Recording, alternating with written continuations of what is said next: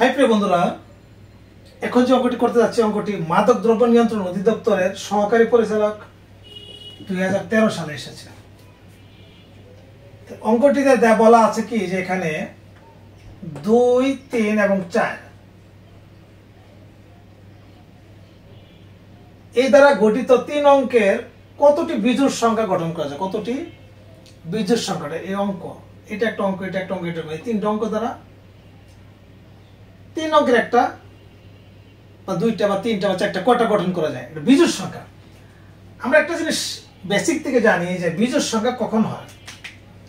এখানে আছে কত 2, 3, 4, এইটা দ্বারা যদি আমরা সংখ্যা গঠন করি কি কি করা যায়, 2, 3, 4 একটা করা যায়, একটা 2, 4, 3 করা যায়, আরেকটা যদি করি আমরা 3, 4, 2 করা যায়,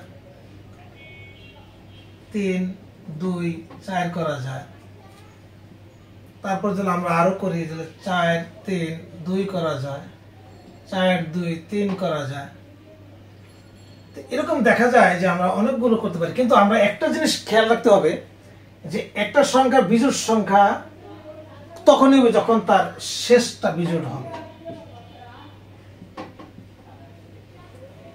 যখন শেষটা বিজোড় হবে তাহলে এগুলো দ্বারা আমাদের কয়টা বিজোড় সংখ্যা গঠন করা যায়,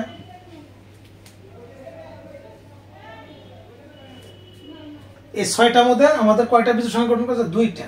তাহলে উত্তর হবে কোনটা আমাদের, এইটা। এরকম রেগুলার অঙ্ক পেতে আমার পেজটিকে ফলো রাখবেন। ভালো থাকবেন, সুস্থ থাকবেন। আল্লাহ হাফেজ।